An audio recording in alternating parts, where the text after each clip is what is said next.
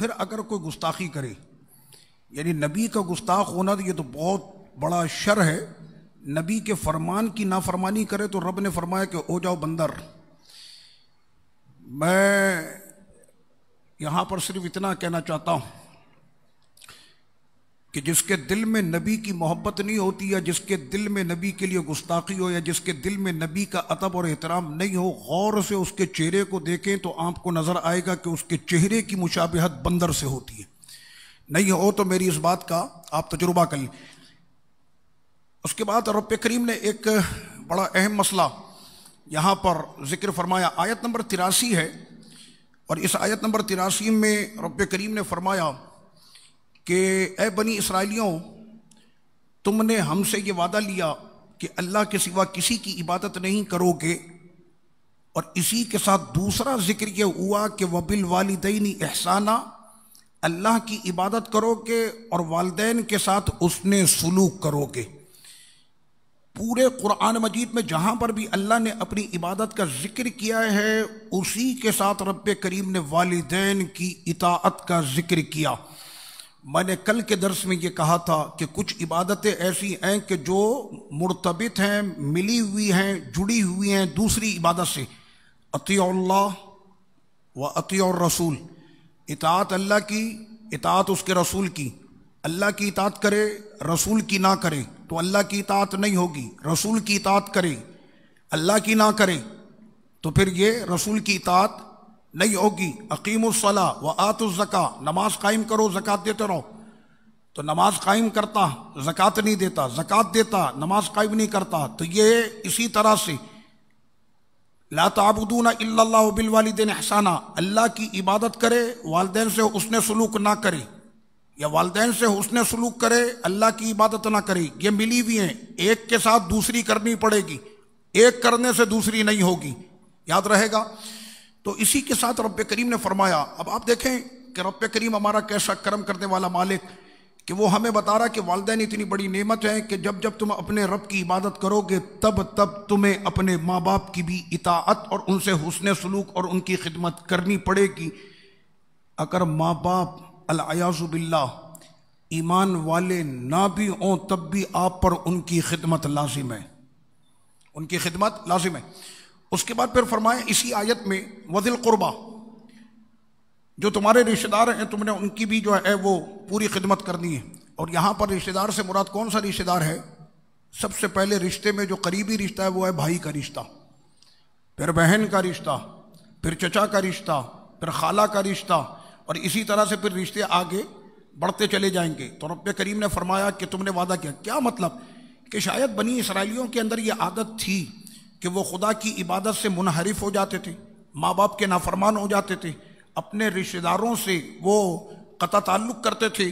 تو رب کریم نے فرمایا کہ اگر اس امت میں اگر یہ چیزیں پائی جاتی ہیں تو وہ یہ سمجھ لیں کہ یہ عادتیں تمہاری نہیں، یہ عادتیں تو بنی اسرائیلیوں کی تھیں۔ اس کے بعد فرمایا والیتامیٰ، یتیموں کے ساتھ بہترین جو ہے وہ اس نے سلوک کرنا ہے۔ یتیم کی تعریف آپ کو پتہ ہے کہ وہ نابالغ بچہ کہ جس کے باپ کا انتقال ہو جائے تو بلوغت سے پہلے پہلے اس کو کیا کہا جائے گا؟ یتیم۔ اب ایسا نہیں ہے کہ کوئی 70 سال کا جس کے ابا کوئی انتقال ہوئے 50 سال ہو گئے تو وہ کہے کہ بھائی میں بھی یتیم ہوں، میرا باپ نہیں ہے، تو یہ یتیم نہیں ہے، بلکہ یہ تعریف میں یاد رکھیے گا کہ بلوغت سے پہلے پہلے اگر بچے کے بالغ ہونے سے پہلے اس کے باپ کا سایہ اس کے سر سے اگر اڑ جاتا ہے تو اس کو یتیم کہا جاتا۔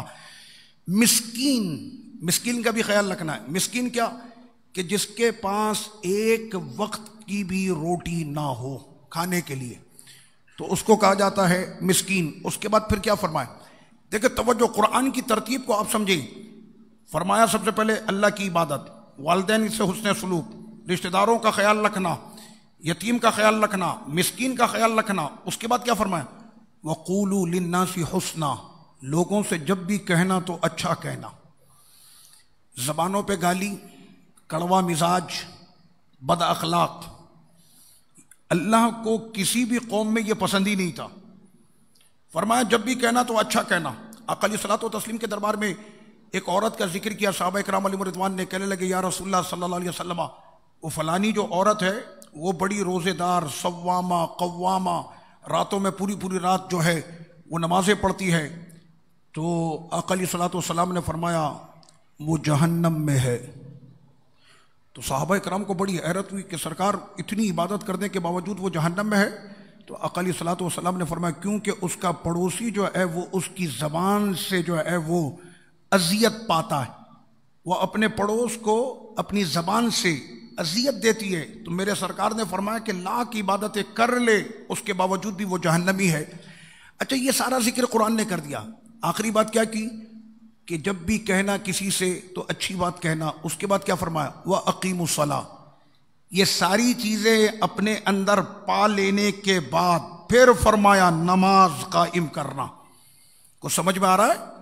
اللہ کی عبادت کا ذکر پہلے کر دیا تو پتہ یہ چلا کہ ماں باپ کی اطاعت بھی رب کی عبادت، رشتہ داروں سے محبت بھی رب کی عبادت، یتیموں کے ساتھ اس نے سلوک کرنا رب کی عبادت، مسکینوں کا خیال کرنا رب کی عبادت، اچھی بات کہنا رب کی عبادت، اور یہ ساری عبادتوں کے بعد پھر رب نے فرمایا اب نماز قائم کرنا۔ جب تم ایسے انسان بن جاؤ اب تم نماز پڑھنا تو تمہاری نماز بھی مقبول ہوگی اور تمہاری زکوٰۃ بھی مقبول ہوگی۔ یہ ذکر تو خیر بنی اسرائیلیوں کے لیے فرمایا، لیکن حقیقت میں قرآن کا ہر درس جو ہے وہ ہم تمام مسلمانوں کے لیے، یہ سارا درس جو ہے ہم تمام مسلمانوں کے لیے۔ آیت نمبر 85 میں رب کریم نے ایک بات یہ فرمائی، اور یہ اس دور میں بہت ضروری ہے ہمیں سمجھنا۔ ہم اپنے مطلب کی بات تو قرآن سے لے لیتے ہیں، اور جو بات ہمارے مقصد پہ فٹ نہیں آ رہی ہوتی ہم اسے چھوڑ دیتے ہیں۔ اس ٹائم پر کیا ہوتا ہے؟ اللہ بخشنے والا ہے، اللہ مہربان ہے، بالکل اعلانیہ طور پر آپ قرآن کی تحریف اور قرآن سے پھر رہے ہیں اور قرآن کے خلاف جا رہے ہیں، اور قرآن ابھی وہ درس ابھی آنے والے ہیں سامنے، آج تلاوت تو میں نے کر دیا، ابھی میں بیان کرتا ہوں اس کو۔ تو رب کریم نے ان لوگوں کا ذکر بھی قرآن میں کیا۔ آیت نمبر 85 میں فرمایا کیا تم قرآن کے بعض پر ایمان لاتے ہو اور قرآن کے بعض کو تم چھوڑ دیتے ہو؟ تو ایسا نہیں ہو سکتا، مومن تو وہی ہوتا ہے کہ جو پورے کا پورا اسلام میں داخل ہو جائے۔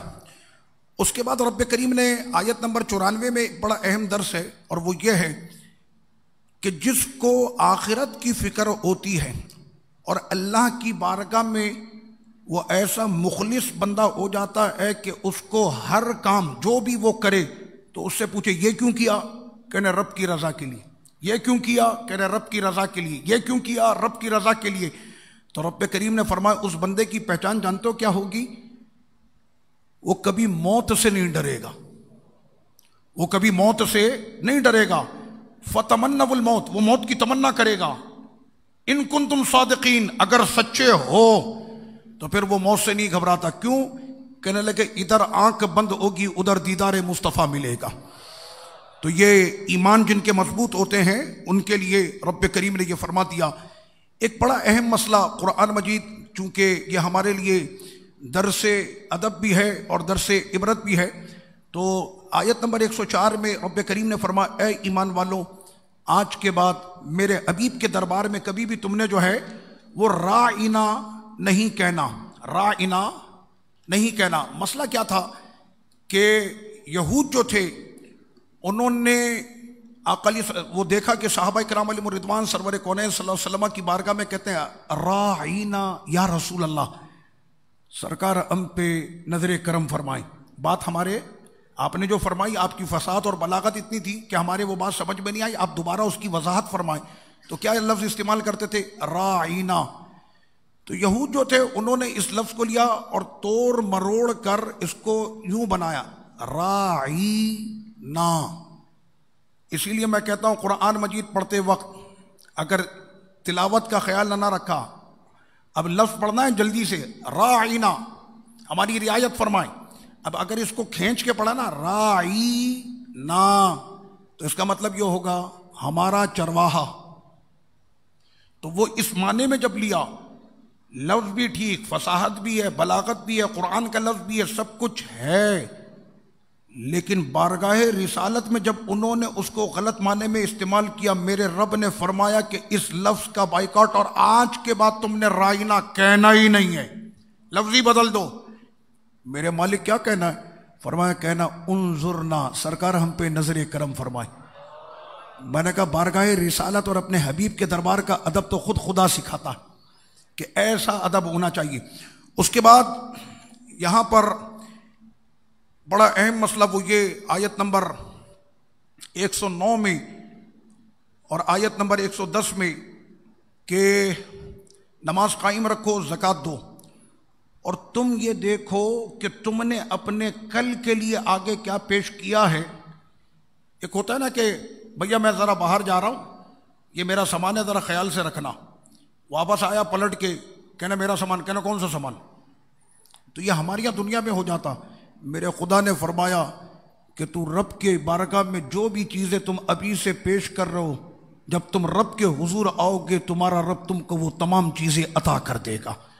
تم نے نماز بھیجی، تم نے روزہ بھیجا، تم نے صدقہ بھیجا، تم نے اچھے الفاظ بھیجے، تم نے دین کی خدمت بھیجی، تم نے جو ہے وہ سارے کام کیے، تو رب کریم نے فرمایا کہ ہماری بارگاہ میں تمہارا ذرہ بھی ضائع نہیں ہوگا۔ تم نے جتنے بھی نیک عمل کیے وہ سارے کے سارے ہماری بارگاہ میں تم کو مل جائیں گے، اور بے شک اللہ ان تمام عملوں کو جانتا ہے جو تم نے کیے ہیں۔ اس کے بعد رب کریم نے فرمایا، اس لیے کہ سلسلے اسی طرح سے یہ چل رہے، فرمایا آیت نمبر 121، بہت توجہ کریں، فرمایا کہ وہ لوگ کہ جن کو ہم نے کتاب عطا کی تو وہ اس کتاب کی تلاوت کریں کہ جیسے تلاوت کرنے کا حق ہے۔ تلاوت کرنے کا، مجھے آپ بتائیں یا ہم سب اپنے اپنے گریبانوں میں جھانکتے ہیں، مجھے بتائیں کیا ہم لوگوں کو قرآن مجید کی تلاوت آتی ہے؟ نہیں آتی۔ ہمیں تو معانی کا نہیں پتہ، ہمیں نہیں پتہ قلب اور قلب میں کیا فرق ہے۔ ابھی ہم نے قرآن پڑھا، ربنا لا تزغ قلوبنا، اے ہمارے رب ہمارے دلوں کو ہدایت کے بعد نہ پھیرنا، ابھی تراویح میں پڑھا ہے ہم نے۔ اب اگر اسی قلب کو کوئی چھوٹے قاف سے پڑھ دے تو بڑے قاف سے پڑھنے کا مطلب ہوتا ہے قلب یعنی دل، اور اگر اسی کو کوئی چھوٹے قاف سے پڑھ دے تو اس کا مطلب ہوگا کلب یعنی کتا۔ اب جس کو پریکٹس نہیں ہے قاف کا مخرج نکالنے کی تو پھر تو وہ کافی پڑھتا ہے، بلکہ قرآن مجید کے آغاز سے ہی لے کر جس کو پریکٹس نہیں الحمدو تو وہ کہتا ہے الحمدو۔ تو میرے رب نے فرمایا کہ قرآن کی تلاوت تم نے ویسے کرنی ہے جیسے تلاوت کرنے کا حق ہے۔ اردو بولنے میں اگر کسی سے غلطی ہو جائے، اورنگی ٹاؤن میں جو اہل اورنگی ہیں جن کو بہاری کہا جاتا، وہ شمشاد کو کہتا ہے شمشاد، نوشاد کو کہتا ہے نوشاد۔ مسئلہ نہیں ہے، اگر وہ اپنے لہجے کے اندر یہ غلطی کرتا ہے اس میں کوئی پرابلم نہیں۔ پنجابی اردو بولے اپنے لہجے میں، پٹھان اردو بولے اپنے لہجے میں، اور ایک کا اپنا لہجہ ہوتا ہے۔ میمن بولے تو اس کا اپنا لہجہ ہے، اب وہ زلیخا بولے گا تو جلیخا، تو اس میں پرابلم نہیں ہے کہ اگر وہ اپنے لہجے کے اندر غلطی کرتا۔ قرآن پڑھتے وقت اپنا لہجہ نہیں، قرآن پڑھتے وقت لہجہ ابو بکر و عمر کا ہوگا۔ ہاں یہ لازمی ہے، آپ کے مخارج کی ادائیگی۔ میں جب تلاوت کر رہا ہوتا ہوں تو اس وقت میں میرا پورا زور یہ ہوتا ہے کہ جو مخرج ہے اسی مخرج پہ، بھلے میں تیز بھی پڑھوں لیکن میری مخرج اور ادائیگی۔ اچھا میں ایک بات اور آپ کو عرض کروں، میری اہلیہ ہے نا وہ عربی ہے، تو میں اکثر اپنی اہلیہ کو قرآن سناتا ہوں کہ میں اتنی سپیڈ میں اگر قرآن پڑھ رہا ہوں سمجھ میں آ رہا کہ نہ سمجھ میں آ رہا ہے، تو اس کا مطلب کیا ہے کہ قرآن مجید عرب کو اگر سمجھ میں آتا ہے نا تو اس کا مطلب ان کو سمجھ میں آتا ہے، اور اگر عرب کو سمجھ میں نہ آئے، یہ مثال ہمارے ساتھ ہو چکی ہے۔ ایک بہت بڑے شیخ ہمارے تشریف لائے تھے، شیخ عبدالعزیز کی بات نہیں کر رہا، ان سے پہلے بہت پہلے، تو ایک جگہ پر ہم گئے، آستانے کے پیر صاحب تھے، وہ جب ممبر پر کھڑے ہوئے خطبہ دینے کے لیے، تو جب انہوں نے خطبہ شروع کیا جمعے کا عربی والا خطبہ، تو شیخ مجھ سے پوچھ رہے ہیں بِأَيِّ لُغَةٍ يَخْطُبُ، یہ کون سی زبان میں خطبہ دے رہے ہیں؟ میں نے کہا عربی۔ کہنا اگر یہ عربی ہے تو میں عربی نہیں ہوں۔ سمجھ رہے ہیں آپ؟ اس لیے کہ ہمارے یہاں اہتمام عربی زبان کا ہوتا ہی نہیں ہے، ہم اجمی ہیں۔ تو رب کریم نے فرمایا کہ قرآن کو جب پڑھنا ہے تو تلاوت کا جو حق ہے تمہیں وہ حق جو ہے وہ ادا کرنا پڑے گا۔ اس کے بعد آپ آئیے، اب یہاں پر بنی اسرائیل کا یہ سارا ذکر چل رہا ہے، اس کے بعد یہاں پر سیدنا یعقوب علیہ السلام نے یہ آیت نمبر 132، یہ ہمارے لیے درس عبرت ہے، اس کو سنیں۔ آیت نمبر 132 میں حضرت سیدنا ابراہیم علیہ السلام اور ان کے بیٹے اور سیدنا یعقوب علیہ السلام یعنی جو ان کی اولاد، سیدنا ابراہیم علیہ السلام نے وصیت کی اپنے بیٹوں کو اور ان سے پوچھا کہ یہ بتاؤ کہ میرے بعد، سیدنا یعقوب علیہ السلام کے جب ان کو موت کا وقت ان کا ہوا، یہ سمجھنے کی بات ہے کہ جب ان کی موت کا وقت قریب ہوا تو انہوں نے پوچھا اپنے بیٹوں سے میرے بعد تم کس کی عبادت کرو گے؟ میرے بعد کس کی عبادت کرو گے؟ بڑھاپا سب کو آتا ہے نا، تو کیا ہم اپنے بڑھاپے کے اندر اپنے بچوں سے یہ پوچھتے ہیں کہ یہ بتاؤ کہ میرے بعد جو ہے یہ دین کے جو سارے کام کر رہا ہے یہ کون کرے گا؟ جو کام میں نے کیے وہ کون کرے گا؟ تو اس طرح کے سوالات بالخصوص وہ لوگ کہ جو عمر رسیدہ ہو گئے، عمر رسیدہ کی بھی بہت بڑی ذمہ داری ہوتی ہے خاندان کے اندر کہ وہ اپنے سارے بچوں کو لے کر چلے، پھر اپنے پوتوں پوتیوں سب کی تربیت کرنا۔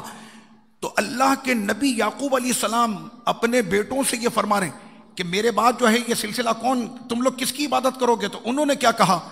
ہم عبادت کریں گے آپ کے خدا کی۔ انداز دیکھ رہے ہیں ادب کا کہ جس خدا کی عبادت اے یعقوب علیہ السلام آپ کرتے رہے، انشاءاللہ آپ کے بچے بھی اسی پر قائم رہیں گے۔ اور اس سے پہلے جو ہمارے اجداد کیا کرتے تھے، یعنی آپ کے دادا، آپ کے والد، اور اسی طرح سے پیچھے کہ اسحاق و یعقوب، اور یہ پیچھے جو سلسلہ آپ کے چلا، تو ہم اسی طرح سے ان کی عبادت کریں گے کہ جن کو ہمارے اجداد نے اپنا خدا مانا، یعنی خدا کی عبادت۔ تو ہم سنی بھی یہی کہتے ہیں کہ ہمارا کوئی عقیدہ نظریہ نیا نہیں ہے، بلکہ ہم تو وہی کام کرتے ہیں جو ہمارے باپ دادا پر دادا پیچھے کرتے رہے، آج تک سنی وہی کام اور وہی سلسلے لے کر آگے چل رہے ہیں۔ آیت نمبر 138 میں رب کریم نے فرمایا کہ رنگ جاؤ اللہ کے رنگ میں، اللہ کے رنگ میں رنگ جاؤ۔ اب آپ کو کسی کو پتا ہے اللہ کا رنگ کیسا ہے؟ تو رب کریم نے فرمایا کہ میرا رنگ وہی رنگ ہے جو میرے حبیب کا ہے۔ اس لیے قرآن مجید میں جگہ جگہ پر آئے وہ لوگ اللہ کو دھوکہ دیتے ہیں۔ اللہ کو کسی نے دیکھا ہے جو دھوکہ دیں گے؟ رب نے فرمایا کہ یہاں پر مراد یہ ہے کہ جو میرے حبیب کو دھوکہ دیتے ہیں وہ خدا کو دھوکہ دیتے ہیں۔ تو اس کا مطلب یہ ہوا کہ جو اللہ سے محبت کرے گا یقیناً اس کے حبیب سے محبت کرے گا، اور جو حبیب کی محبت میں پکا ہوگا وہ خدا کی محبت میں پکا ہوگا۔ تو رب کریم نے فرمایا کہ اللہ کے رنگ میں رنگ جاؤ۔ ایک مسئلہ، ہم لوگوں نے یورپ کے رنگ کو اپنایا ہے بہت زیادہ، یعنی ہر معاملے کے اندر یورپ آ جاتا ہے، ہیئر کٹنگ سے لے کر ہمارے ڈریسز تک، اس میں ساری چیزیں جو ہیں وہ یورپ کی آ جاتی ہیں۔ اے مسلمانوں، میں آپ سے ایک سوال کرتا ہوں کہ ساری ملت اسلامیہ مل کر کیا یورپ کو اپنا رنگ نہ دے سکے؟ ہم ان کے رنگ سے متاثر ہوئے، اور اس کے اندر سب سے زیادہ جو متاثر ہے وہ بلاد عرب ہے، عرب کنٹریز، بہت زیادہ یورپ سے یہ لوگ متاثر ہوتے۔ تو رب کریم نے فرمایا کہ تم کو کسی سے متاثر ہونے کی ضرورت نہیں ہے، تم کو اگر رنگنا ہے تو اللہ کے رنگ میں رنگ جاؤ، اس کے محبوب کے انداز پر آ جاؤ۔ اب آئیے تحویل قبلہ کا ذکر دوسرے سپارے کے آغاز میں بالکل جو ہے وہ تحویل قبلہ کا ذکر ہے۔ آقا علیہ الصلوۃ والتسلیم کے مدینہ منورہ تشریف لانے کے تقریباً یہ کوئی 17-15 مہینے، یعنی اتنا وقت گزر چکا تھا، 1.25 سال یعنی تقریباً ہو گیا، اور ابھی جو نمازیں چل رہی ہیں وہ ہو رہی ہیں بیت المقدس کی جانب۔ سرور کونین صلی اللہ علیہ وسلم کے دل میں ہمیشہ خیال آتا کہ اے کاش کہ کعبہ ہمارا قبلہ بنے، کہ جس کی تعمیر میرے جد اعلیٰ سیدنا ابراہیم علیہ السلام نے کی تھی۔ تو آقا علیہ الصلوۃ والتسلیم کے دل میں اگر تمنا ہونا تو رب کریم تو اپنے حبیب کی تمنا کو بھی اتنی کہ صرف چاہت حبیب کی ہو۔ تو عصر کی نماز تھی، 2 رکعتیں ہو گئیں، اور سرور کونین صلی اللہ علیہ وسلم کا رخ زیبا آسمانوں کی جانب حضور کی نظروں کا اٹھنا، تو اسی وقت میں یہ وحی آئی کہ اے میرے حبیب قد نرى تقلب وجهك في السماء فلنولينك قبلة ترضاها، یہ آیت نمبر ہے 144 سورہ بقرہ کی، کہ میرے حبیب آپ جو ہے وہ بار بار اپنے چہرے کو آسمان کی جانب کرتے ہیں، فولی وجہک، تو جس طرف آپ چاہیں یا جس پر آپ راضی ہوں اسی کو آپ اپنا قبلہ بنا لیں۔ میرے رب نے یہ نہیں فرمایا کہ کعبے کو ہی بنائیں، بلکہ فرمایا جس پر حبیب آپ راضی اسی کو آپ قبلہ بنا لیں۔ میرے مالک 2 رکعتیں تو ہو گئی ہیں، 2 اور پڑھ لیں تاکہ پھر مغرب سے پہلے اعلان ہو جائے۔ اور آپ یقین کریں کہ صحابہ کرام علیہم الرضوان یہ کہتے ہیں کہ اس بات کی خبر بہت سے صحابہ کرام کو نہیں تھی جو اس وقت مسجد نبوی شریف میں نہیں تھے، تو وہ اپنا مسجد قبلتین جو بنی، تو اس وقت میں وہ جو مسجد تھی مسجد قبلتین کہ جہاں پر یہ تحویل قبلہ کا واقعہ ہوا، تو بہت سے صحابہ مختلف مقامات تھے، اور یہاں تک کہ یہ واقعہ پیش آیا نماز عصر میں تو مغرب میں کہیں سے کسی کا گزر ہوا تو دیکھا کہ وہ بیت المقدس کی جانب نماز پڑھ رہا، تو اس کو کہا تحویل قبلہ ہو چکا ہے، اب بیت المقدس نہیں، اب کعبہ ہمارا قبلہ ہے۔ اسی طرح سے دوسرے دن کی فجر تک یہ بات آہستہ آہستہ جو ہے وہ دور دراز علاقوں میں پہنچی، اور انہوں نے پھر تحویل قبلہ کیا۔ تو ہوتا تو یہ ہے، یہ کام کوئی آسان ہے؟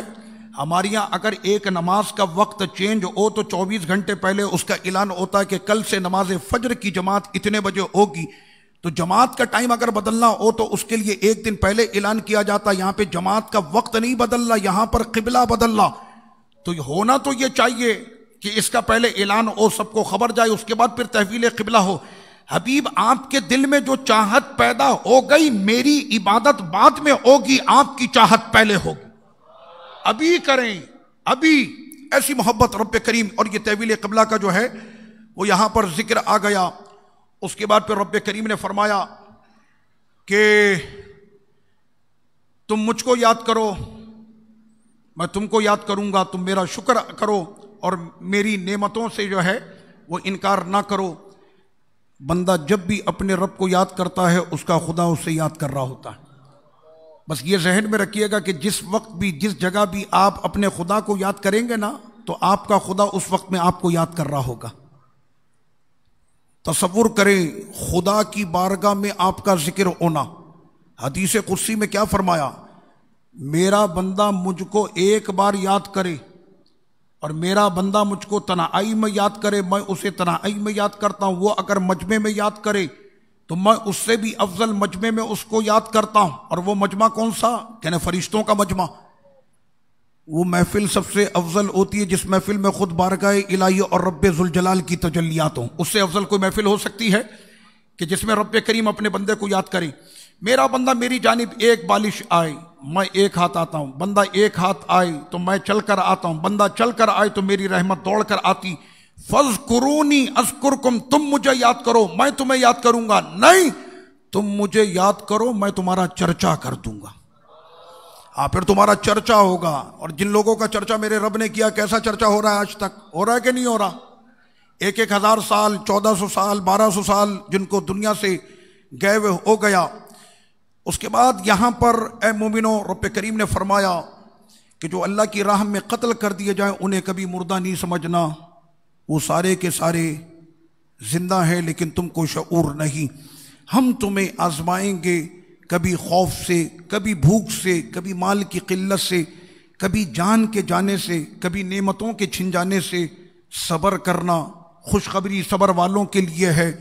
اور جب تم پر مصیبت آئی، اس وقت مصیبت کی گھڑی سے سنی پورے پاکستان میں 2-4 ہیں، ایک نہیں متعدد سنی بچوں کو، سنی جوانوں کو شہید کر دیا جا رہا، اور یہ سلسلہ جاری ہے، بھی ختم نہیں ہوا۔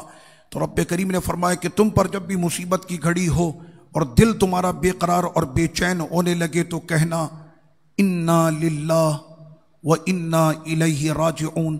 میں آپ کو ابھی حقیقت بتاؤں کہ جس وقت میں تراویح پڑھا رہا تھا، دل بڑا اداس اور بڑا بے چین بے قرار اپنے ان تمام دوستوں اور ساتھیوں کے لیے کہ جو اس وقت میں ایک عجیب کیفیت اور ایک عجیب معاملات کے سامنے 2-4 ہیں۔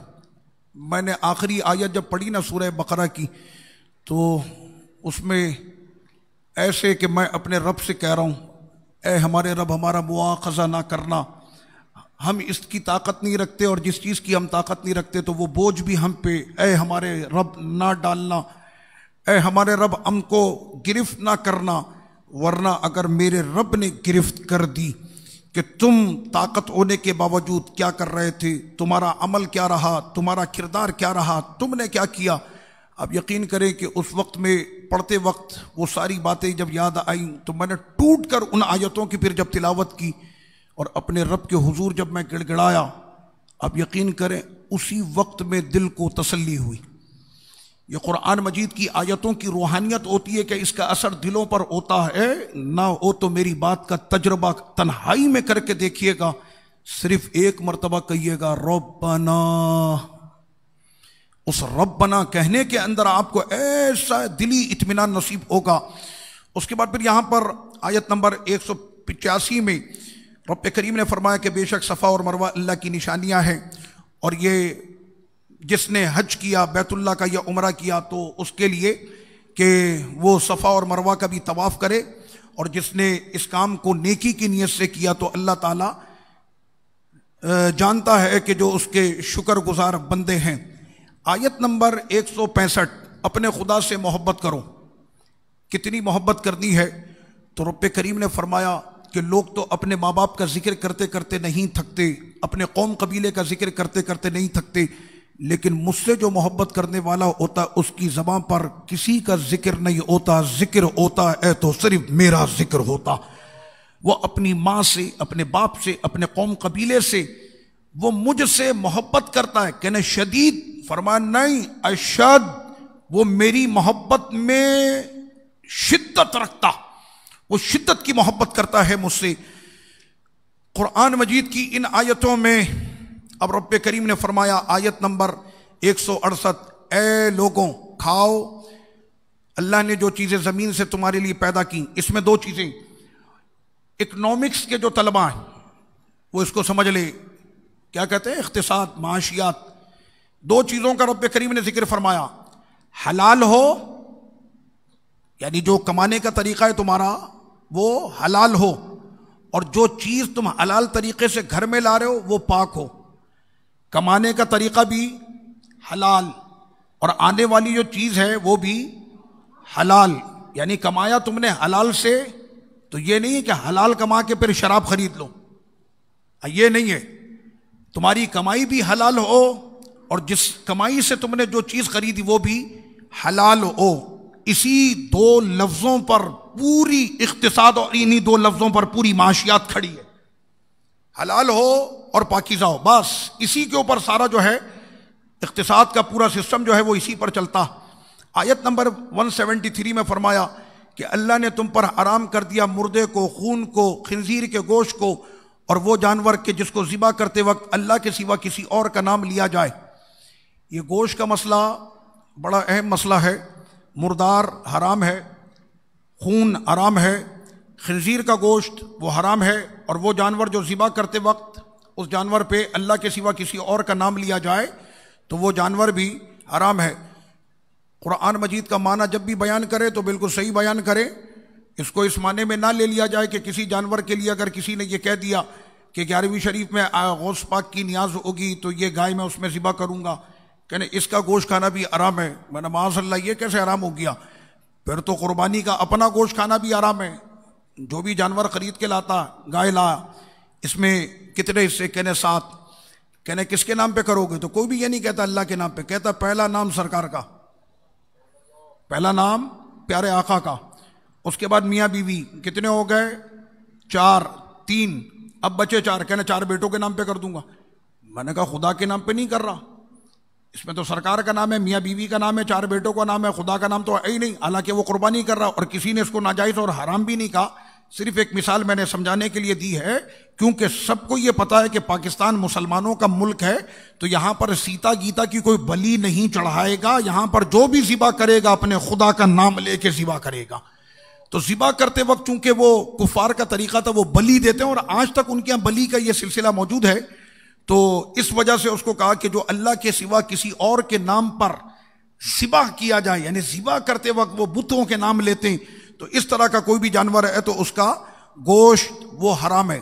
ایک مسئلہ سمجھیں، آج دنیا کے بہت سے ممالک میں امپورٹ گوشت آ رہا ہے، اور امپورٹ گوشت آنے میں سب سے زیادہ مجھے جو رپورٹ ہے کہ امپورٹ ہوتا ہے گوشت برازیل سے، وہ سعودیہ میں ہوتا ہے۔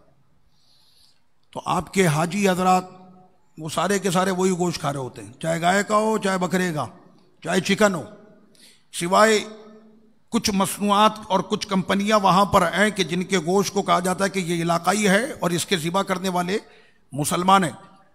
میں حج پر سن 2020 کی یعنی 19 میں جو حج کیا، آخری مرتبہ حج پر گئے 2019 میں، اللہ پاک پھر ہمیں یہ نعمت عطا فرمائے، تو وہ جو ٹاور ہے گھڑی والا، تو وہاں پر ہمارے جو کھانے کا تھا انتظام بوفے سسٹم میں، تو میں نے وہاں پر اس سے پوچھا، جو ویٹر ہے، وہ بہترین مندی سامنے رکھی، پورا بکرا اس پہ رکھا ہوا ہے، کس کا دل نہیں چاہے گا کھانے کا؟ تو میں نے اسے پوچھا کہ یہ گوشت کون سا ہے؟ تو وہ کہنے لگا کہ یہ امپورٹ ہے، باہر سے آیا، برازیل سے آیا ہوا۔ تو یہ گوشت کا مسئلہ بالخصوص اس پر وہ توجہ ہونی چاہیے۔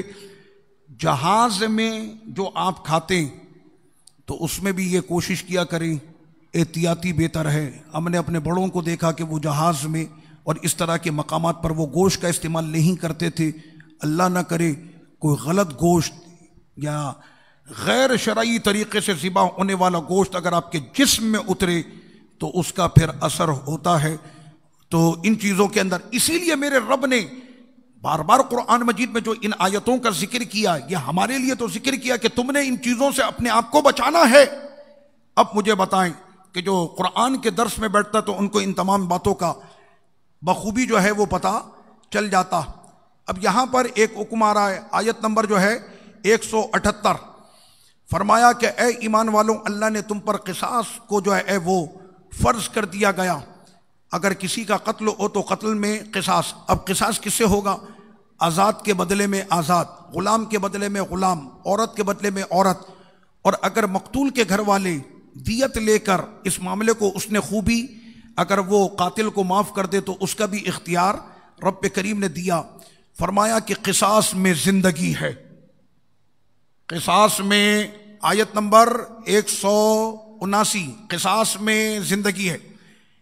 جن ملکوں کے اندر قصاص کا نظام ہے، خیر میری نظر میں تو ابھی کوئی بھی ملک نظر نہیں آ رہا کہ جہاں پر قصاص کا نظام ہو۔ کہنے لگے نہیں سعودیہ میں قصاص کا نظام ہوتا ہے۔ میں نے کہا وہ قصاص میں جو ہے نا وہ کسی پاکستانی کو مارتے ہیں، بنگالی مارتے ہیں، انڈیا مارتے ہیں، اس طرح کا جو ہوتا ہے کہ جن کو یہ پتا ہوتا ہے کہ پیچھے سے ان کی ایمبیسی آئے گی نہیں، وہ کہیں گے اچھا ہوا ایک بندہ کم ہو گیا، ہمارا خرچہ کم ہوا۔ تو اس طرح کے جو ملک ہوتے ہیں ان طرح کے لوگوں کو ان کا اپنا بندہ جو ہوتا ہے اس کے لیے کوئی قصاص نہیں ہوتا۔ یہ میں آپ کو حقیقت بتا رہا ہوں، تھوڑی بہت معلومات میں رکھتا ہوں۔ تو میرے رب نے فرمایا کہ اگر تم چاہتے ہو کہ تمہارے معاشرے میں ناحق قتل ہونا بند ہو جائے تو قصاص کے نظام کو مضبوط کر دو۔ کسی کے مائی کے لال میں پھر یہ دم نہیں ہوگا کہ کسی کو قتل کر سکے۔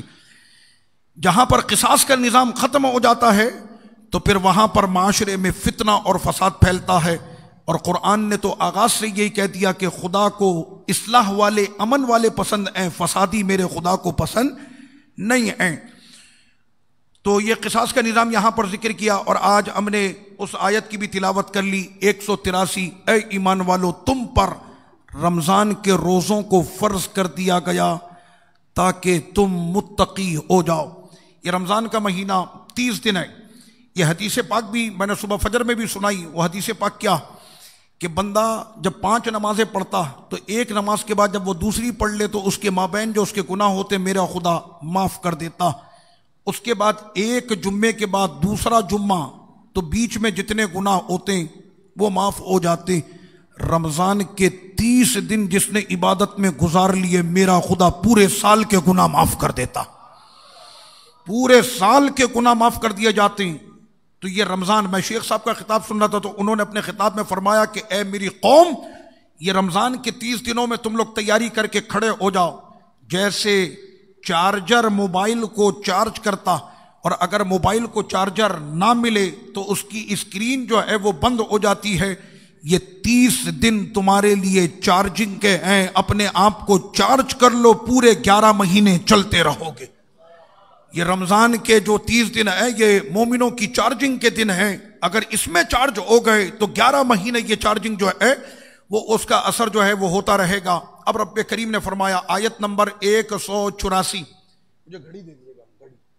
آیت نمبر 184 میں رب کریم نے فرمایا کہ یہ گنے ہوئے دن ہیں، 184 میں کہ یہ گنے ہوئے دن ہیں، اور ان گنے ہوئے دنوں کے اندر یہ 30 دن رمضان کی، اگر کوئی مریض ہو گیا یا کوئی مسافر ہے تو وہ روزے کو سفر کے بعد رکھ لے، مریض ہے تو اپنے مرض کے بعد اپنے روزے کو پورا کر لے۔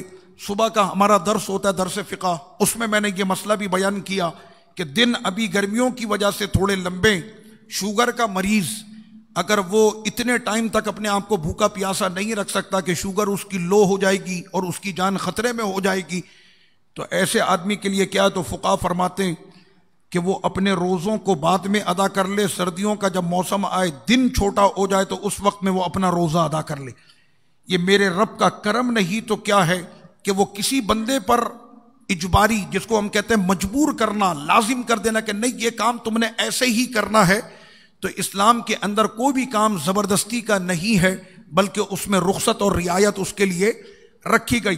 زندگی بھر مریض رہا، نہیں مل سکا اس کو کوئی ایسا چانس کہ وہ روزہ رکھ لیتا، ایسے مرض میں مبتلا ہوا، اللہ پاک سب کو مرضوں سے محفوظ رکھے، تو میرے رب نے فرمایا پھر کوئی مسئلہ نہیں، کوئی مسئلہ نہیں، 2.25 کلو آٹا یا اس کی قیمت کسی مستحق کو دے دینا، تم کو روزے سے پھر جو ہے وہ براءت بھی دے دی جائے گی۔ نہیں رکھ سکتے روزہ، ایسے مرض میں مبتلا کہ ساری زندگی تم روزہ نہیں رکھ سکتے، تو ایک روزے کا پھر فدیہ وہ 2.25 کلو گندم یا اس کی قیمت وہ تم کسی کو دے دینا۔ لگ بھگ میرے حساب سے ابھی جو ہے 100 روپے یا 110 روپے جو آٹا وہ استعمال کرتا، بس یہ ایک فدیہ ہے ایک روزے کا۔ یہ میرے رب نے قرآن میں فرمایا، اور ساتھ میں یہ بھی فرمایا صحابہ اکرام آقا علیہ الصلوۃ والتسلیم کے ساتھ سفر میں ہیں، کچھ صحابہ نے روزہ رکھا، کچھ نے نہیں رکھا، آقا علیہ السلام نے دونوں کو کچھ نہیں فرمایا۔ جنہوں نے رکھا بہتر ہے، اور جنہوں نے نہیں رکھا بعد میں رکھیں گے تو ان کے لیے بھی شریعت نے یہ اجازت عطا کی۔ ساتھ میں آیت نمبر 185 رب کریم نے فرمایا رمضان وہ مہینہ ہے کہ جس میں ہم نے قرآن نازل کیا۔ کل میں نے آپ کو کہا تھا یہ مہینہ قرآن کا مہینہ ہے، اور اس مہینے میں جو قرآن سے جڑ جاتا ہے قرآن پھر زندگی بھر اس کے ساتھ جڑا رہتا۔ میں آپ کو ایک بات بتاؤں، یہ اندر کی بات ہے، کسی کو بتائیے گا نہیں، صحیح ہے؟ وہ الگ بات ہے کہ یہ لائیو جو ہے پوری دنیا میں سنا جا رہا ہے۔ جیسے ہم لوگ ہیں، اب آپ لوگ یہ سمجھتے ہوں کہ بھائی مولانا تراویح میں قرآن سنا رہے ہیں، صبح سے شام تک ہر وقت پڑھتے رہتے، کام بہت سارے ہیں۔ اس وقت بھی رمضان شریف کی جو اپنی مصروفیات ہے ہماری، فجر میں، عصر میں، عشاء میں درس، اور یہ پھر آنا جانا راستے کا، یہ سارا معاملہ، تو قرآن مجید پڑھنے کا ابھی بھی ایسے نہیں ہے کہ ہم آرام سے بیٹھ جائیں گھر میں اور بیٹھ کر قرآن مجید پڑھتے رہیں۔ آتے جاتے راستے پہ ہم نے قرآن مجید پڑھ لیا، لیکن پڑھ کب رہا ہوں یہ دیکھیں، ماہ رمضان میں کب پڑھ رہا ہوں؟ یہ رمضان کی برکت ہوتی ہے، قسم خدا کی پورے سال قرآن یاد رہتا ہے۔ یہ میں آپ کو حقیقت بتا رہا ہوں، یہ روحانیت بتا رہا ہوں میں ماہ رمضان کی، کہ قرآن کا یہ مہینہ، کہ جس مہینے میں قرآن اترے تو اس کی روحانیت بھی یہ ہے کہ اس مہینے میں جو قرآن پڑھتا ہے، پہلی بات تو اس کو فوری طور پر قرآن یاد ہوتا ہے، اور جو یاد ہوتا ہے تو اس کو پورے سال یاد رہتا ہے۔ یہ ہے رمضان شریف کی برکت۔ اس کے بعد رب کریم نے فرمایا آیت نمبر 186 میں، آیت نمبر 186 میں فرمایا اے میرے بندے، میرے حبیب، جب آپ سے پوچھے نا میرے بندے میں کہاں ہوں، ہم لوگ جاتے ہیں نا کسی کے پاس، مثال دے رہا ہوں، کسی سیٹ کے یہاں گئے، کسی وزیر سے، وہ بیٹھا ہوا اندر چائے پی رہا ہے، باہر اس کی گاڑی پروٹوکول بھی کھڑا ہوا ہے، مجھے پتا اندر ہے، ہوتا ہے اس طرح کا معاملہ۔ صاحب کہاں ہے؟ صاحب تو نہیں ہے، صاحب نہیں ہے، وہ تو بیٹھے ہوئے اندر، اچھا چلو بیٹھا ہوا اطلاع بھی دے دو، میٹنگ میں بزی ہیں، بولے ایسا ہوتا ہے کہ نہیں ہوتا؟ اچھا اس کے بعد ہم پلٹ کے آ گئے، یار یہ بتاؤ اگلے اپوائنٹمنٹ کب مل جائے گا؟ دوسری مرتبہ کیا پھر دوبارہ بگا دیا، تیسری مرتبہ کیا پھر بگا دیا، لیکن بار بار جا رہا ہے۔ میرا خدا اپنے حبیب کو یہ فرما رہا ہے کہ میرے حبیب، ابھی بندوں نے پوچھا نہیں ہے، رب نے پہلے فرما دیا کہ آپ سے جب میرے بندے پوچھے میں کہاں ہوں تو آپ ان کو یہ نہیں کہیے گا بہت دور، نہیں، آپ ان سے کہیے گا تمہارا رب بہت قریب ہے۔ انداز دیکھیں آپ، تمہارا رب بہت قریب ہے۔ اصل میں مسئلہ یہ ہوا کہ خدا کی ذات پر جس کو بھروسہ اور یقین مل جائے نا، پھر تو وہ سمندر میں بھی گھوڑے اتار دیتے ہیں۔ آئیے حقیقت ہے، تو رب نے فرمایا کہ میں قریب ہوں۔ کتنا قریب؟ تو آگے ابھی وہ ذکر آئے گا، میں تو شہرک سے بھی زیادہ قریب ہوں، انشاءاللہ وہ ذکر آنے والا۔ قرآن مجید میں ایک ذکر ابھی یہ چل رہا ہے، آیت نمبر 187، رب کریم نے فرمایا کہ روزے کا وقت کیا ہوگا، تو فرمایا لکم الخیط الابیض من الخیط الاسود من الفجر، کہ جس وقت میں کالا دھاگا خیط کہتے ہیں دھاگے کو. کالا دھاگا غائب ہو جائے اور سفید دھاگا کالے دھاگے پر غالب آ جائے تو سمجھ لو کہ سحری کا وقت ختم ہو گیا. صحابی نے دونوں دھاگے اپنے ساتھ تکیے کے ساتھ رکھ لیے. سمجھ میں آ رہی آپ کے؟ اچھا، اب انہوں نے یہ سمجھا کہ اتنی صبح ہو جائے کہ کالے اور سفید دھاگے دونوں کے رنگ جو ہیں وہ سفید کا رنگ دکھنا شروع ہو جائے بالکل واضح. آقا علیہ السلام کی بارگاہ میں آئے تو سرور کونین کو جب انہوں نے یہ مسئلہ بتایا، کسی نے ان کا یہ معاملہ بتایا تو آقا علیہ السلام مسکرائے، فرمایا یہاں پر دھاگے سے مراد کالے سفید دھاگے نہیں ہے، بلکہ رات کی ڈوری جو ہے وہ ختم ہو کر اور صبح کا جو اجالا ہے وہ کالے پر جب غالب آ جائے تو اس کا مطلب کیا ہو گیا کہ غالب سے مراد یہ ہے کہ کالا پن ختم اور صبح کا اجالا پھوٹ گیا تو صبح صادق ہو گئی اور سحری کا وقت جو ہے وہ ختم ہو گیا. بڑا اہم مسئلہ آیت نمبر 188، اور مت کھاؤ اپنے درمیان کسی کے مال کو باطل انداز سے. باطل انداز آپ سمجھتے ناحق. اچھا، اس کا نام ہم نے رکھا ہوشیاری. ابے سب تو گھیر رہے ہیں نا زمین، ہم نے بھی گھیر لی.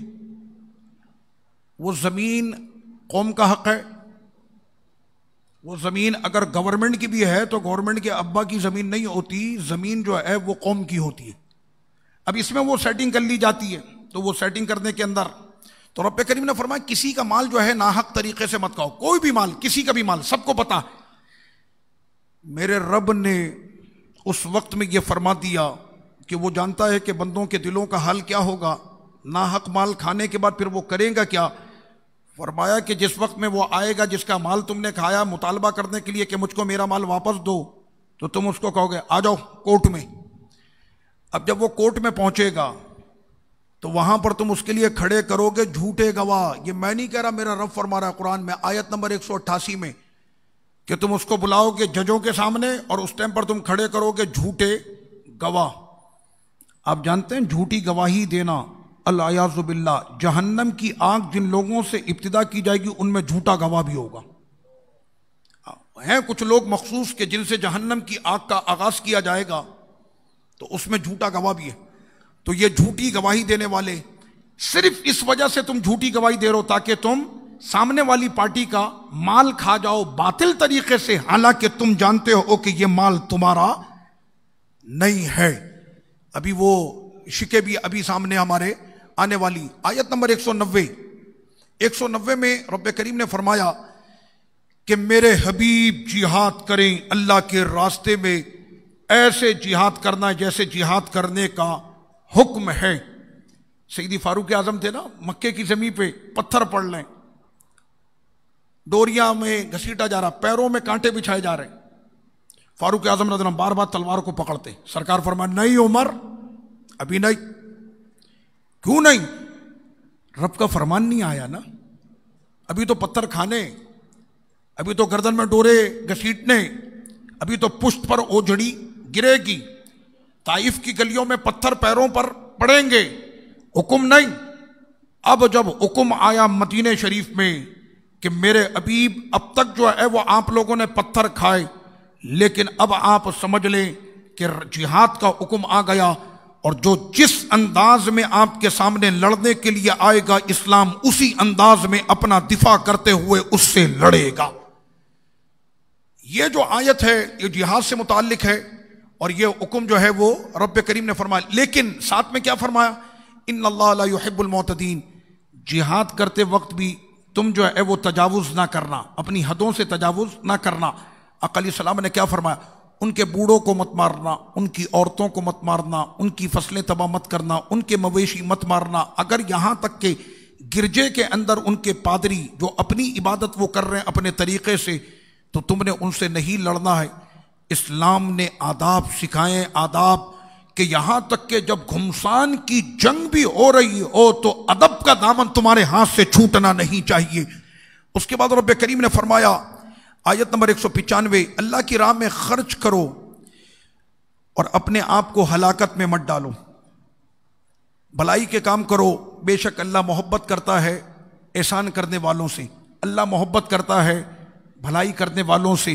اللہ کی راہ میں خرچ کرو، اپنے آپ کو ہلاکت میں مت ڈالو، ہر وہ چیز کہ جو آپ کو ہلاک اور برباد کر دے گی، چاہے جسمانی طور پر، یعنی آپ کے جسم کو، آپ کے وجود کو تباہ کرے، ایسی چیز کا استعمال۔ جو لوگ شراب پیتے ہیں، مجھے بتایا کہ ان کے پھیپھڑے ختم ہو جاتے ہیں، وہ پہلے ہی حرام ہے، اور ساتھ میں وہ اپنے پھیپھڑوں کو ختم کر رہا ہے، اپنے جسم کو اور اپنے آپ کو وہ ہلاکت میں ڈال رہا ہے۔ یہ سارا جسم اللہ کی امانت ہے، مجھے اگر کسی سے پیار ہو جائے تو یہ نہیں ہے کہ میں اپنی انگلی کاٹ کے اس کو تحفے میں بھیج دوں کہ بھائی یہ میرا محبوب ہے اور مجھے اس سے محبت ہے۔ یہ جسم رب کی امانت ہے اور اس امانت میں کوئی بھی خیانت کر نہیں سکتا۔ اس کے بعد یہاں پر آیت نمبر 196 میں حج کا حکم آ گیا، حج اور عمرے کے وہ مسائل۔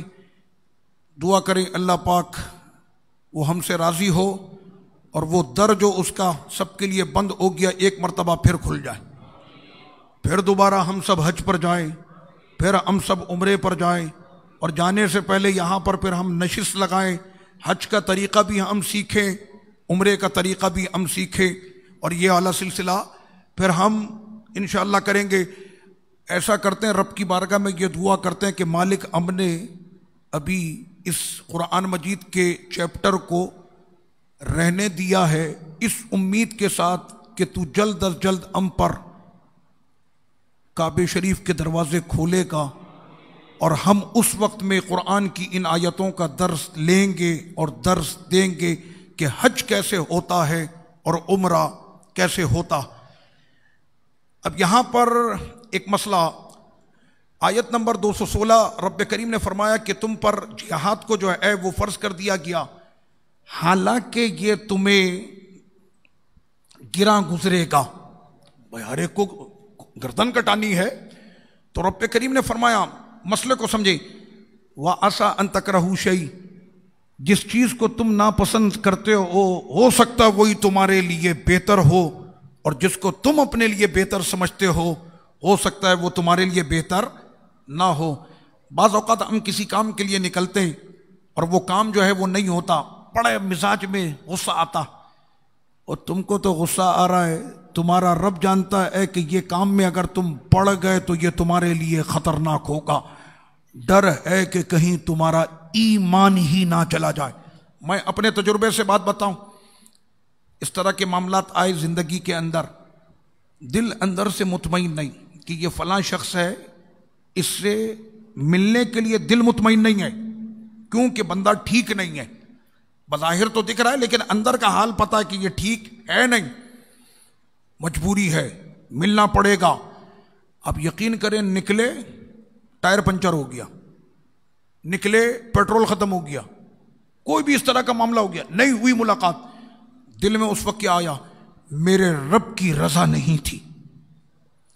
ہاں، اس لیے کہ رب کریم اپنے جس بندے سے محبت کرتا ہے نا تو پھر وہ بندہ چلتا ہی اس کی رضا پہ ہے۔ ہاں، اس کا دل اور اس کی کیفیت جو ہے وہ رب کریم کے دست قدرت میں ہوتی ہے، جہاں وہ چاہتا وہاں وہ جاتا۔ اس کے بعد رب کریم نے فرمایا، بڑا اہم مسئلہ، ہماری بہنیں بھی درس میں ہوتی ہے اور مرد حضرات بھی اس درس کو سننے۔ آیت نمبر 222، اے میرے حبیب، وہ آپ سے پوچھتے ہیں کہ حیض کیا ہے۔ یہ ایک مسئلہ ہے، عورت کے ساتھ ہر مہینے بالغ جو عورت ہے بالغہ، اس کے ساتھ ہر مہینے کچھ دن ہوتے ہیں، اس کی جو مقدار ہے وہ کم از کم 3 دن ہے اور زیادہ سے زیادہ 10 دن ہے۔ اگر 3 دن سے کم ہو تب بھی اس کو حیض نہیں کہا جائے گا، اور اگر 10 دن سے اوپر چلا جائے تو پھر اس کے لیے دوسرا لفظ شریعت نے رکھا، فقہ میں اس کو کہا جاتا ہے استحاضہ، وہ اس میں چلا جائے گا۔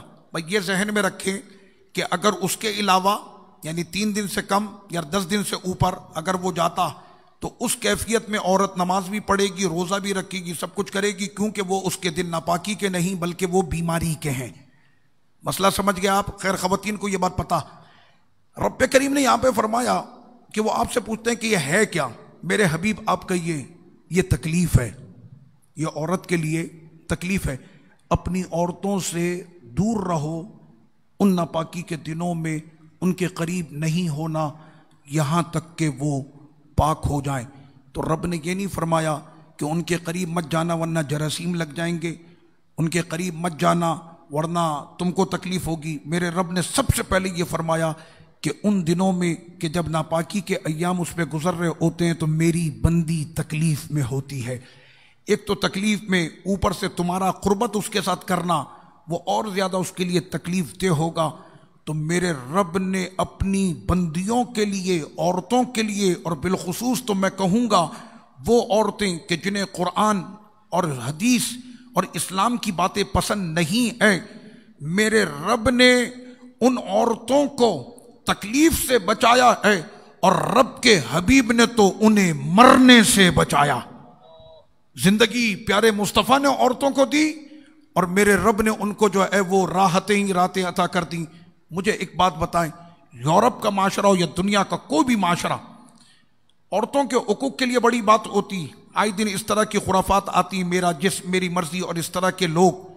ان میں سے کسی نے آج تک یہ کہا ہو کہ جس وقت میں عورت اپنے ناپاکی کے ان دنوں میں گزر رہی ہوتی ہے، اس عورت سے کام نہ لیا جائے، اس سے روٹیاں نہ پکوائی جائیں، اس سے کھانا نہ پکوایا جائے، اور اس سے جو ہے وہ گھر کے کام کا جھاڑو پوچھا اس سے نہ لیا جائے؟ اس پر میں نے کوئی پوسٹر نہیں دیکھا، اس پر میں نے کوئی بینر نہیں دیکھا کہ کسی نے کوئی اس طرح کی بات پوری دنیا میں کی ہو۔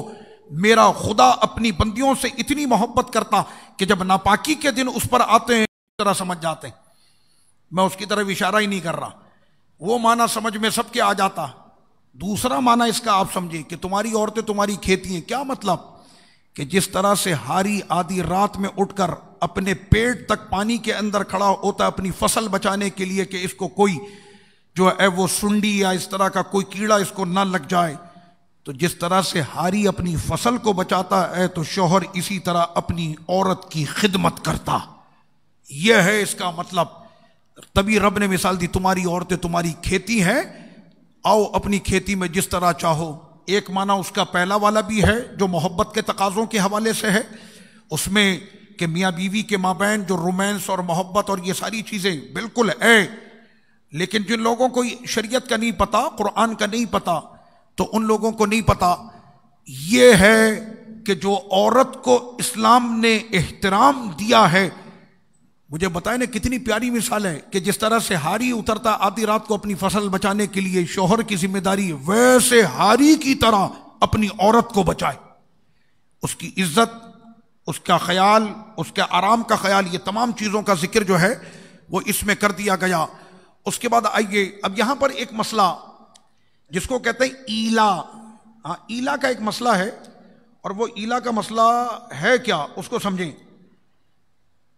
وہ ایلا کا مسئلہ یہ ہے کہ زمانہ جاہلیت میں اس طرح کے لوگ عرب کے کرتے تھے، عورتوں کے ساتھ بالخصوص، وہ قسم اٹھا لیتے تھے کہ میں تیرے قریب نہیں آؤں گا اور میرا تیرا تعلق نہیں۔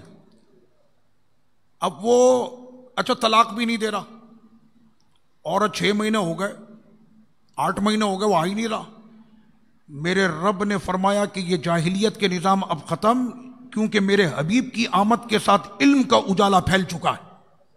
اب کوئی بھی اس طرح کے جاہلانہ کام نہیں ہوگا۔ 40 دن یہ لیجئے جناب حکم آ گیا، اور وہ حکم کیا تھا؟ لِلَّذِينَ يُؤْلُونَ مِن نِّسَائِهِمْ تَرَبُّصُ 4 أَشْهُرٍ فَإِنْ فَاءُوا فَإِنَّ اللَّهَ غَفُورٌ رَحِيمٌ، کہ وہ عورتیں کہ جہاں 4 مہینے، تو وہ لوگ تو کرتے یہ تھے کہ وہ قسمیں اٹھا لیتے تھے، اور قسمیں کہ آج کے بعد میرا تیرا کوئی تعلق نہیں ہے، لیکن اپنے نکاح سے اس کو چھوڑتے نہیں تھے۔ رب نے فرمایا 4 مہینے کی مدت ہے، یا تو 4 مہینے کے اندر تم رجوع کر لو، ورنہ اس عورت کو طلاق ہو جائے گی، اور اس کو پھر عدت گزارنے کے بعد آزادی مل جائے گی، اور پھر اس کے بعد یہ اگر کسی اور شخص سے شادی کرنا چاہے تو یہ شادی کر سکتی ہے، کیونکہ اسی کے بعد پھر رب نے فرمایا جس عورت کو طلاق ہو جائے اس کی عدت ہے 3 قروء۔ آیت نمبر ہے یہ 228، 3 قروء۔ تو 3 قروء سے مراد کیا ہے کہ عورت کی ناپاکی 3 اگر گزر جائیں تو 3 ناپاکی کے گزرتے ہی عورت اپنی طلاق کی عدت سے باہر ہو جائے گی۔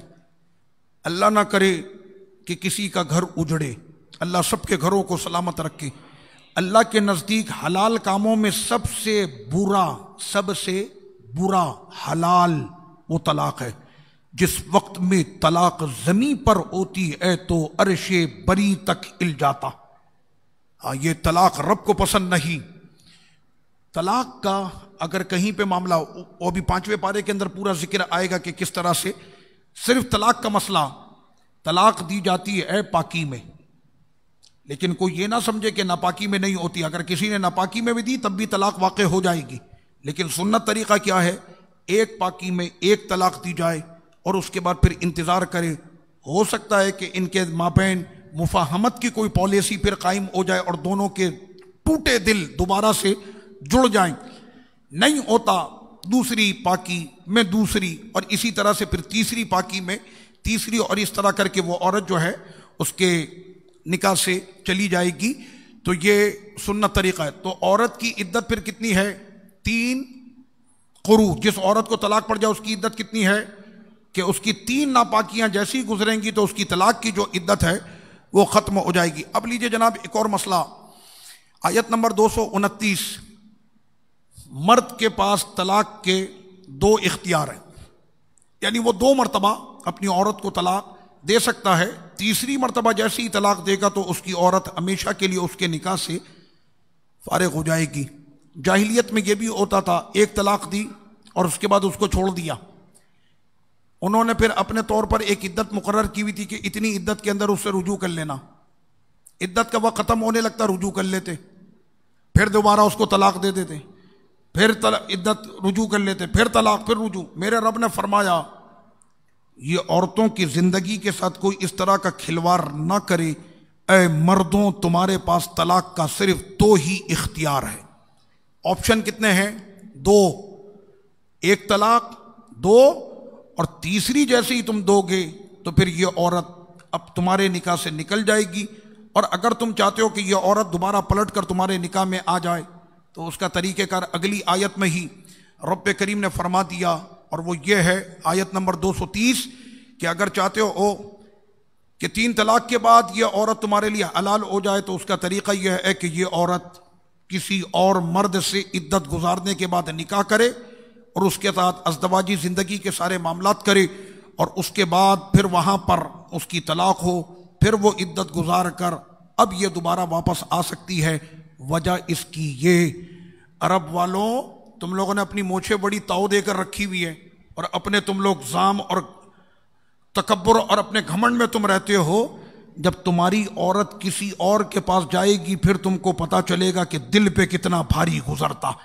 اس وجہ سے اس طرح کے قانون بنا دیے گئے، اور یہ سارے قانون، مجھے بڑی حیرت ان لوگوں پر کہ جنہوں نے اسلام کا مذاق اڑایا اور اس طرح کی گفتگو کی کہ اسلام نے اپنی عیاشیوں کے لیے مردوں کو جو ہے وہ حلالے کا حکم دیا۔ میں نے کہا تم کو پتہ ہی نہیں، یہ مردوں کے لیے نہیں، یہ تمہاری غیرت اور تمہاری زندگی کو عذاب سے بچانے کے لیے میرے رب نے اتنا سخت قانون بنایا، عورتوں کو عزت دلانے کے لیے، تاکہ معاشرے میں اور اسلامی دنیا میں پتہ چلے کہ عورت کو کتنی عزت دی جاتی ہے۔ لیکن جن کو وہ معاشرہ پسند ہو کہ جس میں ایک عورت کے 50 یارانے ہوتے ہیں تو ان کو یقیناً پھر اسلام کا یہ ماحول تو پسند نہیں آئے گا۔ جو عزت دار عورتیں ہیں ان کو تو اسلام کا نظام ہی اچھا لگتا ہے۔ اس کے بعد رب کریم نے یہاں پر، آپ مجھے بتائیں کہ قرآن مجید نے کون سا ایسا حکم نہیں، کون سی ایسی بات نہیں کہ جس کا ذکر اس قرآن میں نہ ہو؟ اتنے ذکر ہونے کے باوجود بھی ہم اس کتاب سے پیار نہیں کرتے، اور میں نے کل بھی آپ کو بولا قرآن میں شک نہیں، قرآن حق ہے۔ اب لیجیے جناب یہاں پر ایک مسئلہ آ گیا، مجھ سے ایک مسئلہ یہ بھی کسی نے پوچھا بھی تھا اور وہ مسئلہ بھی میرے سامنے بھی آ گیا، وہ یہ ہے، دیکھیں عورت کو کتنا، ایک عورت جس کو طلاق ہو گئی حمل سے، جب تک کہ یہ حمل وضع نہیں ہو جاتا، یعنی پیدائش نہیں ہو جاتی، اس وقت تک سارا نفقہ کون دے گا؟ حضرت شوہر صاحب، کیونکہ یہ جو بچہ پل رہا ہے نا یہ اس کا ہے، تو نفقہ کون دے گا؟ خرچہ شوہر دے گا۔ ایک صرف یہ نہیں بلکہ 2 سال تک جو اس کے رضاعت کے دن ہوں گے، دودھ پلانے کے دن کتنے ماہ کے؟ 2 سال، کتنے؟ حولینی کاملین، آیت نمبر ہے 233، تو اس میں نفقہ کون دے گا؟ حضرت شوہر۔ تو یہ پورا ذکر رب کریم نے یہاں پر فرما دیا۔ اس سے بڑھ کر اور کون ہوگا کہ جو آپ کو جو ہے زندگی کی پالیسی دے؟ ہمارے یہاں تو بیمہ پالیسی والے گھوم رہے ہوتے ہیں نا کہ آپ بیمہ کروا لیں، میرا رب قرآن کے اندر ان عورتوں کے لیے کہ کسی کے ساتھ حق تلفی نہ ہو، یہ سارے ذکر رب کریم نے قرآن مجید میں فرما دیے تاکہ کسی کو عورت کو ضرر نہ ہو۔ آیت نمبر 234، جس عورت کا شوہر انتقال کر جائے اس کی عدت ہے 4 مہینہ 10 دن۔ عورت کی عدت کتنی ہے؟ 4 مہینہ، جس کا شوہر انتقال کر جائے۔ آپ جانتے ہیں پہلے زمانہ جاہلیت میں کیا ہوتا تھا؟ کہتے تھے پوری زندگی عدت کرے گی عورت، پوری زندگی۔ آپ کو نہیں پتا ہندوستان میں کیا ہوتا؟ کہتے ہیں وہ سب سے زیادہ پوتر عورت ہے جو اپنے شوہر کی چتا کے ساتھ ستی ہو جائے، یعنی جس وقت میں اس کی چتا کو آگ لگاتے ہیں نا وہ لوگ، تو جس وقت میں وہ جلا رہے ہوتے ہیں، تو آج بھی وہاں پر اس عورت کو بڑا، یعنی یوں سمجھ لیں ہمارے لفظوں میں ولیہ، یعنی بہت پارسا ہے یہ، کہ جو اپنے شوہر کی آگ میں زندہ جل جائے، اس کو بہت زیادہ پارسا مانا جاتا ہے۔ اس کی زندگی میں اس کا شوہر مر گیا، یہ منحوس عورت تھی کہ یہ نہیں مری وہ مر گیا۔ میرے رب نے فرمایا اسلام نے ان تمام جاہلانہ رسموں اور ان تمام جاہلانہ عقیدوں کو دور کیا۔ جس عورت کا شوہر انتقال کر جائے اس کی عدت ہے 4 مہینہ 10 دن۔ میرے مالک 4 مہینے 10 دن کیوں؟ زندگی بھر کا سفر، ہم سفر اس کا گیا، دل سے اس کی محبت کو ختم ہوتے ہوتے اتنا ٹائم تو لگ ہی جائے گا۔ اور جو بہت زیادہ ایڈوانس ہمارے یہاں گھرانے جن کو کہا جاتا کہ بھائی یہ بڑے ایڈوانس لوگ ہیں، ان کی بڑی جو ہے میاں بیوی اور آپس میں جو ہے کپل کی بڑی جو ہے وہ انڈرسٹینڈنگ ہے، میں نے تو اس انڈرسٹینڈنگ والوں میں یہ دیکھا، ادھر شوہر والا دنیا سے رخصت ہوئے 2 دن کے بعد خبر آئی کہ بیگم والا جو ہیں وہ دبئی چلی گئیں، کینیڈا چلی گئیں، امریکہ چلی گئیں۔ کون بیٹھے گا 4 مہینے 10 دن اتنی لمبی عدت؟ میں نے کہا اس کو محبت تھی نہیں، ورنہ تو اسلام یہ کہتا کہ 4 مہینہ 10 دن تو کم از کم اس زندگی بھر کے ساتھی، جیون ساتھی کی محبت تو اس کے دل میں رہے گی۔ اور ان دنوں کے اندر پھر وہ کیا کرے؟ سادے کپڑے پہنے، رنگین مزاج نہ بنے، مہندی وغیرہ نہ لگائے، چوڑی کڑے اور بھڑکیلے لباس نہ پہنے، تاکہ اس کو بھی پتہ چلے کہ جس کے لیے میں یہ سب کچھ کیا کرتی تھی اب وہ دنیا میں نہیں رہا۔ یہ ہے محبت میاں بیوی کی، کہ مرنے کے بعد بھی اسلام یہ کہہ رہا کہ بیوی کے دل میں 4 مہینے 10 دن اس جیون ساتھی کی محبت زندہ رہتی۔ تو یہ عدت کے مسائل آگے۔ اچھا، عدت کے اندر ایک اور مسئلہ یہاں پر آیا، آیت نمبر 235، اور وہ یہ ہے عدت کے دنوں میں اگر کسی نے نکاح کیا، نکاح ہوگا ہی نہیں، نکاح نہیں ہوگا۔ جو ایڈوانس ہیں، قرآن مخالف، اسلام دشمن لبرلز، انہوں نے کہا یہ ساری قیدیں ہیں اور ان تمام قیدوں سے ہمارا کوئی تعلق نہیں۔ میں نے اس طرح کا معاملہ ہوتے ہوئے اپنی آنکھوں سے دیکھا، اور ان کے گھر والوں کو پھر میسج اور پیغام بھی بڑی سختی کے ساتھ میں نے پہنچایا بھی ہے۔ عدت کے دنوں میں لڑکی کا دوسرے سے نکاح کر دیا گیا تو میرے رب نے فرمایا وَلَا تَعْزِمُوا عُقْدَةَ النِّكَاحِ حَتَّى يَبْلُغَ الْكِتَابُ أَجَلَهُ، کہ اس کا نکاح قائم ہی نہیں ہو سکتا یہاں تک کہ اس کی عدت پوری نہ ہو جائے۔ یاد رہے گا یہ مسئلہ؟ اچھا، ابھی جو پیچھے گزرا ہے نا کہ 2 طلاق، تیسری دے گا،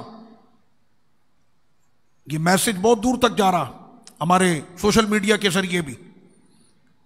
نکاح، طلاق، عتاق، عتاق کہتے ہیں غلام آزاد کرنا، ان 3 چیزوں میں میرے سرکار نے فرمایا کوئی مذاق نہیں ہے، ان میں کوئی مذاق نہیں ہے۔ لڑکی ہے، ایک لڑکا ہے، لڑکی بھی عاقلہ بالغہ ہے، لڑکا بھی عاقل بالغ ہے، سامنے اس کے 2-4 لوگ بھی بیٹھے ہوئے۔ لڑکے نے کہا میں نے اس لڑکی کو اتنے مہر کے بدلے اپنے نکاح میں قبول کیا، اس لڑکی نے کہہ دیا اتنے مہر کے بدلے میں نے اس کو اپنے نکاح میں قبول کیا اور یہ گواہ ہے، نکاح ہو گیا۔ سمجھ رہے ہیں آپ؟ سید کے علاوہ اگر لڑکی سیدہ ہے تو اس کے اندر مسئلہ یہ ہوتا ہے کہ اذن ولی چاہیے ہوگا، اذن ولی۔ نکاح ہے، اسی طرح سے طلاق، میں نے صبح مسئلہ بتایا نا کہ طلاق کے اندر بھی کوئی مذاق نہیں ہے۔ یہ جن لوگوں کی عادت ہو جاتی نا گھر کے ہر چھوٹے چھوٹے جھگڑے پر، چائے میں چینی کم ہو گئی، دفع ہو جا یہاں سے، نکل جا، جا میری زندگی سے ہمیشہ کے لیے نکل جا، اس طرح کے الفاظوں پر خدا را کنٹرول کریں. کس وقت میں کون سا ایسا لفظ اس کی زبان سے نکل گیا کہ وہ طلاق کے لفظ میں شامل ہو گیا. کوئی لازمی نہیں ہے طلاق کے لیے لفظ طلاقی بولے گا تو طلاق ہوگی. طلاق کے سینکڑوں الفاظ ہیں، ان میں طلاق مغلظہ بھی ہے، طلاق بائن بھی ہے، طلاق رجعی بھی ہے. تو اس طرح کے الفاظ بعض اوقات ایسا لفظ، یعنی کوئی اس طرح سے بول دے مثال کے طور پر اپنی بیوی کو، جا میں نے تجھ کو اپنی زندگی سے یہ آزاد کر دیا. یہ جانتے ہیں یہ لفظ اس کا کہاں پر چلا جائے گا؟ یہ لفظ اس کا چلا جائے گا بالکل طلاق مغلظہ میں، کہ گئی اس کی بیوی. اب وہ اچھا جب اس طرح کا معاملہ جب ہو جاتا نا، پھر آ کر میں نے لفظ طلاق تھوڑی استعمال کیا ہے، میں نے لفظ طلاق تھوڑی استعمال کیا ہے. خدا را زبانوں پر کنٹرول رکھیں، بالخصوص جو شادی شدہ حضرات ہیں، مرد حضرات، وہ اپنی زبانوں پر کنٹرول رکھیں. اس طرح کا معاملہ کہیں پر بھی ہوتا تو اس پر بہت زیادہ کنٹرول رکھنا. تو رب کریم نے کیا فرمایا؟ یہ اللہ کی حدیں ہیں، اور جو اللہ کی حدوں کو پار کرے وہ ظالم ہے. کوئی نہیں دیکھ رہا، گھر کی چار دیواری میں جھگڑا ہوا، میاں نے سنا، بیوی نے سنا، آپس میں کمپرومائز کر کے معاملے کو انہوں نے تو دبا دیا. تم چار دیواری کی بات کرتے ہو، سات پردوں کے پیچھے بھی ہوتے تو کوئی سنے نہ سنے، میرا خدا سن رہا. اس کے اندر اگر کسی سے کہیں پر بھی کوئی غلطی، کوتاہی، کوئی چوک، کوئی اس طرح کا معاملہ ہوا ہے، فوری طور پر علماء کرام سے رابطہ کریں اور اپنی زندگی کو جہنم نہ بنائیں. اللہ پاک ہم سب کو قرآن سمجھنے، یاد رکھنے اور عمل کی توفیق عطا فرمائے. صلاۃ و سلام کے 2 شعر پڑھیں گے کیا؟ کہاں ہیں؟ جلدی آ جائیں جلدی.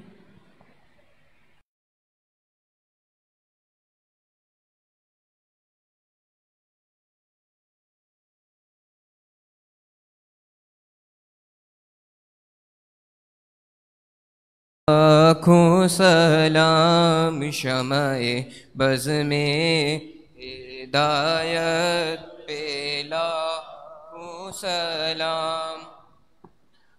جب ہوا ذوف گندین و دنیا کا چاند، آیا خلوت سے جلوت میں اسرا کا چاند.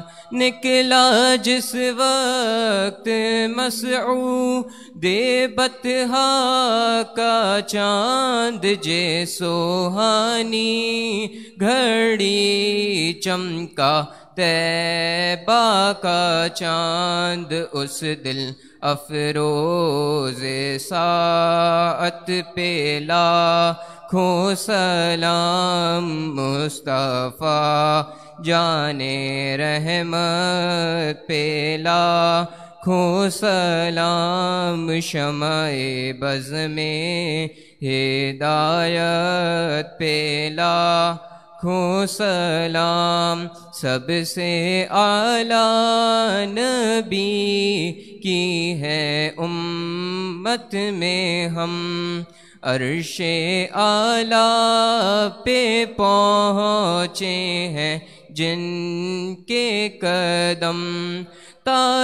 تاجداروں کے سر جن کے در پہ ہے خم، شہر یار ارم تاج دار حرم. نوبہار شفاعت پہ لاکھوں سلام. مصطفیٰ جانے رحمت پہ لاکھوں سلام. شمع بز میں ہدایت پہ لاکھوں سلام. شمع بز میں ہدایت پہ لاکھوں سلام. الصلاۃ والسلام علیکہ یا رسول اللہ وعلی آلک واصحابک اجمعین. اللہم صلی علی سیدنا و نبینا و مولانا محمد وبارک وسلم وصلی علیہ. میرے مالک تو ان تمام بندوں کے دلوں کے حال کو جانتا، یہ صرف تیری محبت میں تیرے مقدس کلام کا ذکر سننے کے لیے یہاں پر بیٹھتے، ان سب کو اپنے کرم اور اپنے خزانہ خاص میں سے حصہ عطا فرما۔ جس نے جس نیت کے ساتھ یہاں پر اپنا وقت گزارا، مولا اس کو اس کی نیت کے مطابق اور اپنی شان کے لائق عطا فرما۔ رب کریم ہمارے دلوں کو قرآن سے جوڑ دے، اور ایسا جوڑ دے کہ مرتے دم تک پھر یہ قرآن ہمارے دلوں سے جڑا رہے، یہاں تک کہ ہم اپنی قبروں میں پہنچیں تو یہ قرآن ہمارا مونس ہو، اور قبر کی وحشت میں، قبر کی دہشت میں، قبر کی تنہائی میں اس قرآن سے ہمیں انسیت نصیب ہو جائے۔ رب کریم ہماری دعاؤں کو اپنی بارگاہ میں اپنے حبیب علیہ الصلاۃ و تسلیم کے صدقے طفیل اور قرآن کی ان مقدس آیتوں کے درس کے صدقے ہماری دعاؤں کو اپنی بارگاہ میں قبول فرما۔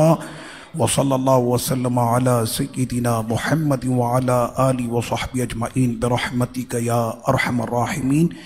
جن لوگوں کی تلاوت درست نہیں ہے تو رمضان شریف کا مہینہ میں نے آپ کو بتا دیا ہے، ظہر میں جہاں پر ہمارے قاری عزیز رضا صاحب وہ تلاوت بھی سکھاتے ہیں، تو آپ لوگ کوشش کر کے تھوڑی دیر ظہر میں پہنچیں، بچوں کے لیے بھی ہے بڑوں کے لیے، دونوں کا اہتمام ہے، اور بس یہ کام کر لیں کہ مرنے سے پہلے ہم اپنے قرآن کو تو درست کر لیں۔